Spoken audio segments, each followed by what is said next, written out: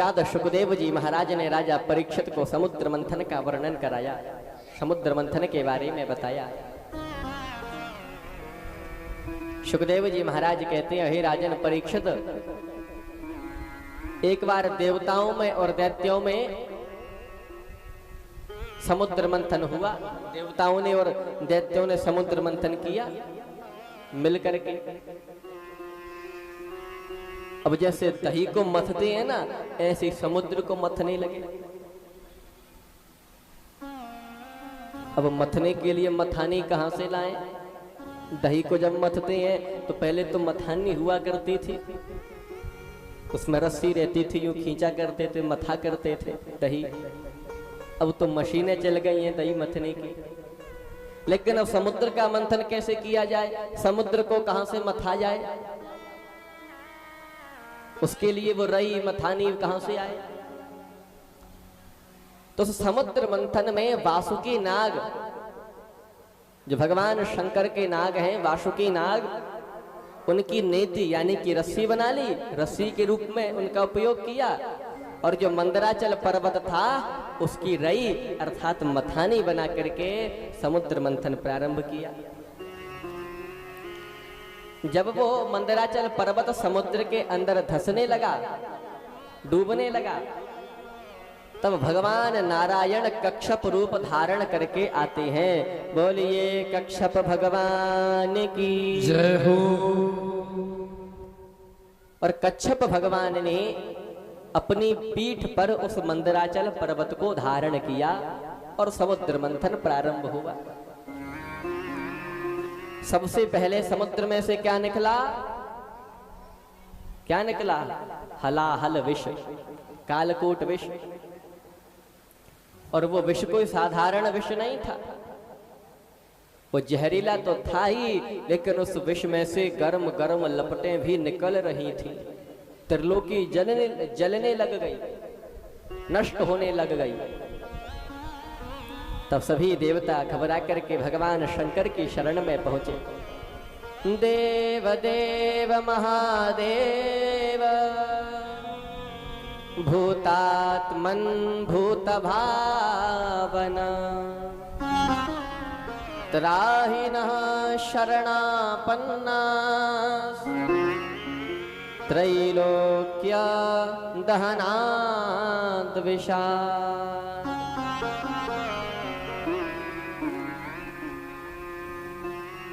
देवदेव महादेव, हे देवों के भी देव महादेव, आप हमारी रक्षा कीजिए, क्योंकि हमने जो समुद्र मंथन किया है उसमें से हलाहल विष निकला है। अब इससे तो आप ही हमें बचा सकते हैं, त्रिलोकी को आप ही बचा सकते हैं। देवताओं ने विचार किया कि कहीं भगवान भोलेनाथ ये ना कह दें कि ये हलाहल विष तो बड़ा खतरनाक है, इसमें से गर्म गर्म लपटें निकल रही हैं, ये मुझे जला देंगी, मैं इस विष को नहीं पीऊंगा।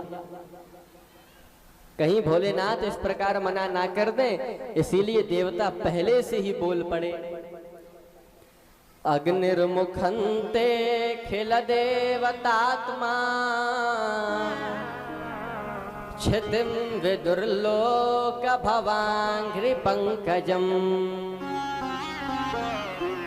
कालं गतिं ते खिल देवतात्मनो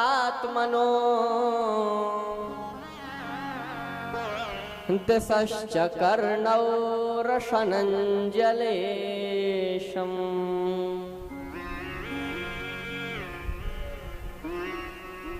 अग्निर्मुखन्ते, देवता बोले, हे प्रभु आपका तो मुख ही साक्षात अग्नि है, आपका तो मुख ही अग्नि है। दिशश्च कर्णौ, दिशाएं ही आपके कान हैं, और रसनम जलेशम, जलस्य ईशः जलेशः तम जलेशम रसनम।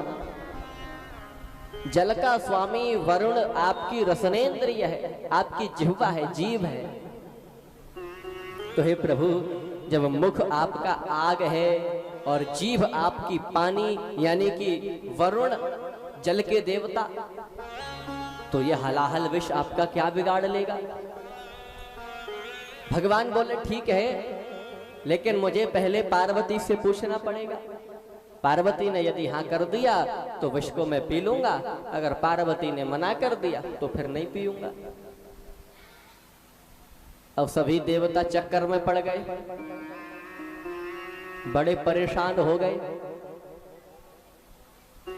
सोचने लगे एक आफत और खड़ी हो गई।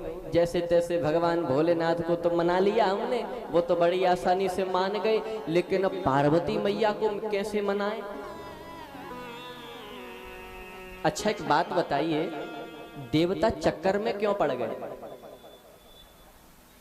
देवताओं को ये लग रहा है कि कहीं पार्वती मैया मना ना कर दें भोलेनाथ से कि मत पियो विष, बड़ा जहरीला है। अब मान के चलिए जितनी भी पत्नियां यहां पर बैठी हैं, आप में से ऐसी कितनी पत्नियां हैं जो अपने पति को जहर पिला सकती हैं? कोई ऐसी पत्नी है जो अपने पति को जहर पिला दे? हो तो बताओ। देखो भैया, सब मैया मना कर रही है, यूं इशारा कर रही है। तो विचार करिए, जब आप अपने पति देव को जहर नहीं पिला सकती हो तो माता पार्वती भगवान शंकर को जहर पीने के लिए क्यों कह देंगे? और वो जहर भी कोई साधारण जहर नहीं है, हलाहल जैसा विष है। इसीलिए देवता चक्कर में पड़ गए। अब भगवान भोलेनाथ ने जाकर के माता पार्वती से पूछा, उनसे कहा, पूरी घटना बताई कि समुद्र का मंथन किया है देवताओं ने और दैत्यों ने, तो हलाहल विष निकला है। हे देवी, अगर तुम कहो तो मैं इस विष को पी जाऊं, क्योंकि त्रिलोकी को भस्म होने से बचाना या भस्म होने देना अब ये तुम्हारे हाथों में है। माता पार्वती ने आंख बंद करके ध्यान किया और थोड़ी ही देर में मुस्कुरा करके बोली, हे प्रभु, आप विष को पी लीजिए। बोलो शंकर भगवान की। अच्छा ध्यान देना, माता पार्वती ने तो भोलेनाथ को कह दिया विष पीने के लिए, लेकिन कहीं ऐसा ना हो जाए कि कथा सुनकर के घर पहुंचने के बाद पत्नियों के पति घर में घर पर हाथ में जहर का गिलास लेकर के खड़े रहे, पत्नी के आने की प्रतीक्षा करें। पत्नी आ जाए तो पूछें, भाग्यवान, अगर तुम कहो तो मैं इस जहर को पी जाऊं।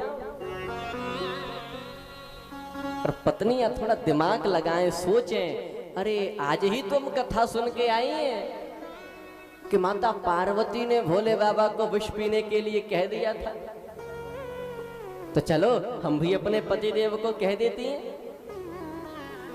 जब भगवान भोलेनाथ हलाहल जैसे विष से नहीं मरे तो हमारे पति देव ये छोटे मोटे जहर से कैसे मर जाएंगे? एक गिलास जहर से कैसे मर जाएंगे? ध्यान देना, अगर आपने अपने पति देव को जहर पीने के लिए कह दिया, अगर हाँ कर दी, फिर तो पति की गोविंदाय नमो नमः हो जाएगी। बोलो हर हर महादेव, हर हर महादेव। आखिर जहर है, जहरीला तो होगा। लेकिन एक विचार करने वाली बात है कि माता पार्वती ने भगवान शंकर को विष पीने के लिए क्यों कह दिया?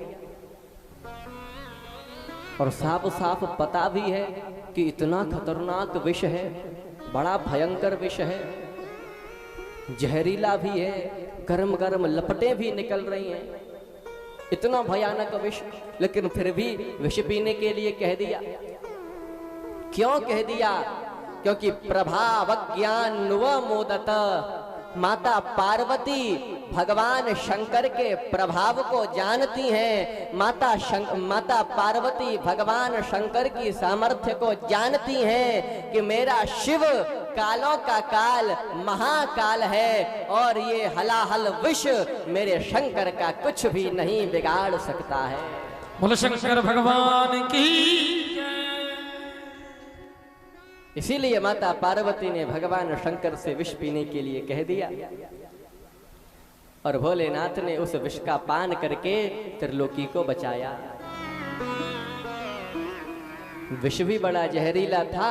उस विष का पान जब भगवान ने किया तो विष को पीने के कारण भगवान का कंठ नीला पड़ गया। इसीलिए भगवान का एक नाम और पड़ गया। क्या नाम पड़ गया? जोर से बोलो, अभी आवाज नहीं आई। बोलिए नीलकंठ भगवान की जय।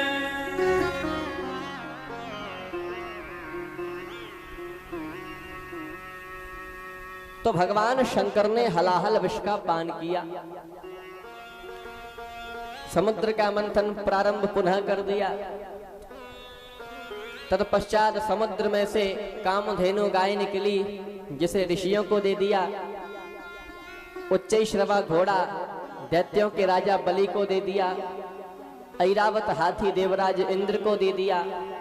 कौस्तुभ मणि भगवान नारायण को दे दी। कल्प वृक्ष स्वर्ग में पहुंचा दिया। अप्सराएं देवताओं को दे दी। ततश्चा विरभूत साक्षात श्री रमा भगवत परा रंजयंती दिशा कांत्या विद्युत सौदा मणि यथा। माता लक्ष्मी जब समुद्र में से प्रकट हुई तब उन माता लक्ष्मी को भगवान नारायण ने वर्ण कर लिया। माता लक्ष्मी को कौन ले गए? भगवान नारायण। सभी ध्यान दीजिए। अथासीद वारुणी देवी कन्या कमल लोचना असुराम जगृहुस्ताम वै हरिहि अनुमते नते। वारुणी मदिरा निकली, शराब निकली। उस मदिरा को दैत्यों को दे दिया गया। हरि ही अनुमते न थे।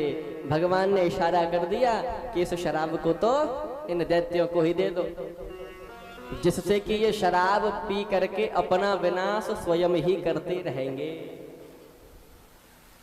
शराब कोई अच्छी चीज नहीं है पीने की।